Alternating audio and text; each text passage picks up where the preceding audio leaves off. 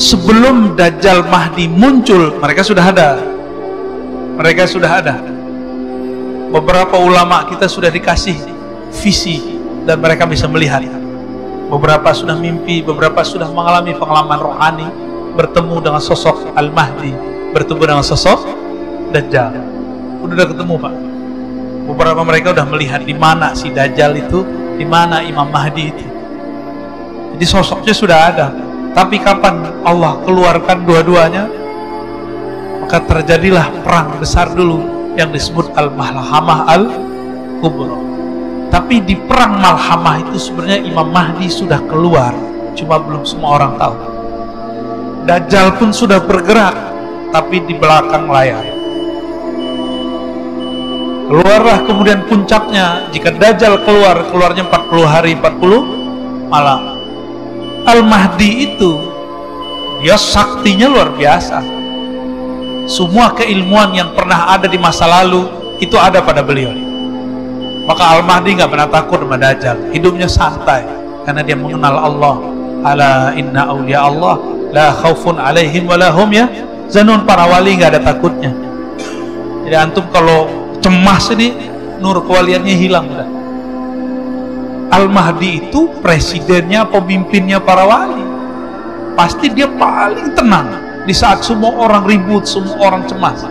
Kita baru dapat isu Duhon 15 Ramadan tahun lalu, cemas gak? Ya Al-Mahdi santai aja pasti. Ya apalagi pengikut-pengikut dia, santuinya bukan main. Dan gak mungkin Al-Mahdi itu sekarang nonjol-nonjolin dirinya, apalagi nongol-nongol di YouTube ngaku-ngaku udah ketemu Tuhan. Gak mungkin, ya. Dan kurang canggih Al-Mahdi kalau mimpi ketemu Tuhan, ketemu Allah, ketemu Nabi. Al-Mahdi dapat akses yang lebih mulia dari itu. Maka jangan percaya dengan Mahdi-Mahdi palsu. Semua di prank itu, ya. Jadi ada Mahdi di prank. Nah itu muncul di akhir-akhir hari ke-40, udah hari ke-30-an, itu Allah turunkanlah Sayyidina Isa di Menara Putih. Di mana Menara Putih? Di timurnya Damaskus. Maka nanti bergerak dari Khorasan timur. Kita ini bagian dari timur, cuma bukan Khorasan. Nanti bergerak. Di saat itu coba antum perhatikan hadis ini. Hal la taqumu sa'ah hatta yaghzuha 70,000 min Bani Ishaq. Tidaklah terjadi kiamat sehingga berperang padanya 70.000 keturunan Ishaq. 70.000 keturunan Ishaq berarti Israel bukan? Mereka nggak nolak kalau mereka keturunan Ishaq. Fa idza ja'uha nazalu, jika mereka datang, nazalu, mereka menempati atau turun. Falam yuqatilu bisilah, mereka tidak berperang dengan alat-alat senjata. Walam yarmu bisahmin, di saat itu mereka tidak berperang menggunakan panah, tapi yang mereka katakan apa? Qalu la ilaha illallah wallahu akbar. Senjata mereka zikrullah, la ilaha illallah wallahu akbar. Fayaskut ahadu janibaihi, lalu salah satu dari masing-masingnya jatuh, ya. Illa an qala alladhi fil bahri thumma yaqulu thani la ilaha illallah akbar. Ini perperangannya nanti betul-betul manual. Perperangannya betul-betul manual. Ketika turun Nabi Isa, ternyata Dajjal ini sudah tahu nasib dia nanti. Yang akan menebas lehernya itu Nabi Isa. Makanya Nabi Isa di waktu beliau masih hidup di zaman Bani Israel, umur 33 tahun lebih beberapa bulan, beliau kemudian dikhianati oleh salah satu muridnya sendiri yang nyamar jadi pengikutnya, namanya Yudas Iskariot. Ternyata Yudas Iskariot itu adalah samaran dari Samiri. Samiri ini nggak tahu kemana hilang. Dia mengira Nabi Isa sudah mati, tapi dengan ada kajian-kajian begini muncul Nabi Muhammad mengabarkan Isa belum mati. Kagetlah dia, muncul ketakutan lagi. Jadi Samiri itu alias Dajjal takutnya sama sosok Isa, karena dia dikasih tahu, kamu nasibmu berakhir di tangan Nabi Isa. Jadi nanti setiap kali ketemu Nabi Isa, terlihat jauh saja, itu Dajjal langsung pergi. Apa kata orang sini? Jiper apa? Nabi Isa dikabur, dia disebutkan di hadis, dia meleleh seperti garam. Garam kepanasan meleleh. Maksudnya ketakutan. Jadi Dajjal tuh gak pernah takut kecuali Nabi Isa. Menurut antum, Al-Mahdi ini kurang sakti itu gimana? Kok Nabi Isa yang bunuh? Ketika Nabi Isa turun, Nabi Isa masuk ke satu masjid di salah satu wilayah di Syam. Kita nggak tahu nama masjidnya apa, kan belum dikabarkan, di hadis cuma begitu doang.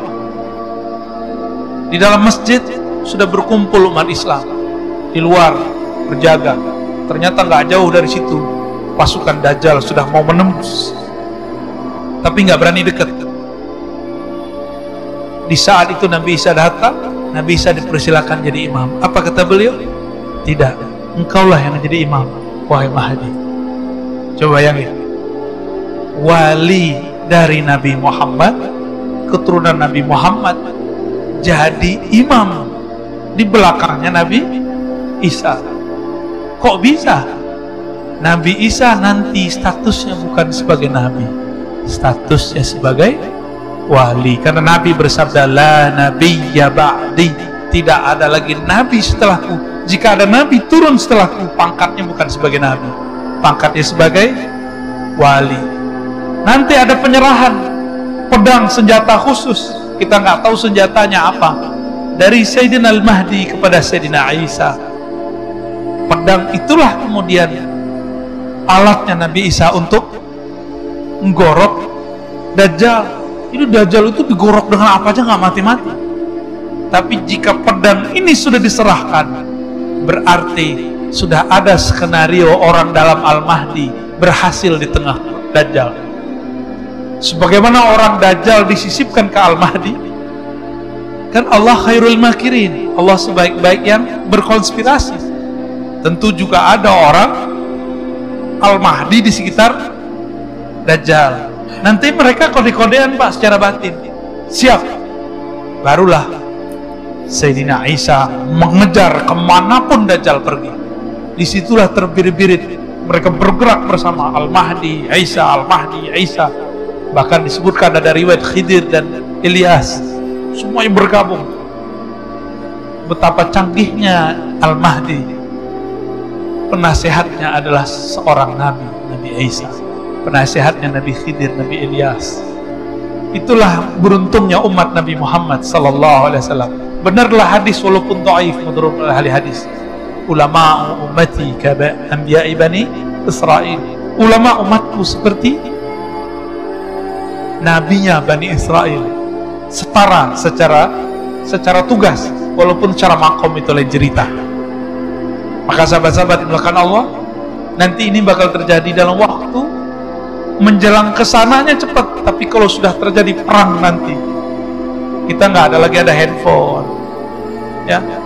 Jangankan handphone, nanti pedang aja susah dipakai, panah aja susah dipakai. Tapi nanti ada perang, kekuatan-kekuatan batin, kekuatan alam. Dan saya sudah pernah cerita di sini. Nanti pohon-pohon, gunung-gunung, batu-batu, semuanya membisikkan kepada orang Islam, wahai Muslim, di sini ada Yahudi, di sini ada musuh Allah. Benar gak? Itu antum bisa nggak mendengar pohon ngomong? Kalau nggak ngerti ilmunya bisa kabur kan? Itulah ilmu yang dulu dimunculkan kepada baginda Nabi SAW ketika Nabi jalan-jalan di Mekah. Itu bukit-bukit bebatuan, itu nyapa Rasulullah, assalamualaikum ya Rasulullah. Nabi masuk ke Madinah, banyak pohon, itu pohon-pohon patuh sama Nabi. Itu ngomong pakai bahasa lisan atau pakai bahasa rohani? Rohani Pak. Kalau Bapak coba pakai bahasa lisan, coba aja pohon tuh ngomong, ya, saya jamin gagal. Tapi Allah mengatakan, dengan apa kita berdialog dengan alam? Nah, ini kata kunci. Tidaklah ada sesuatu, wa in min syai', tidaklah ada sesuatu kecuali yusabbih, bertasbih. Sabbaha lillahi ma fis samawati wal ardh, bertasbih apa yang di langit dan apa yang di bumi. Maka belajarlah mentasbihkan badan kita, mentasbihkan batin kita, maka nanti kita akan bisa berdialog dengan bahasa-bahasa tasbih alam semesta. Baru bisa ngerti Pak nanti mereka ngomong apa. Maka nanti walaupun kelompok Al-Mahdi ini sedikit, tapi tentaranya itu alam. Air berbicara, pohon berbicara, batu berbicara, kecuali ada satu pohon namanya Al-Gharqad yang sekarang sudah ditumbuhin mereka.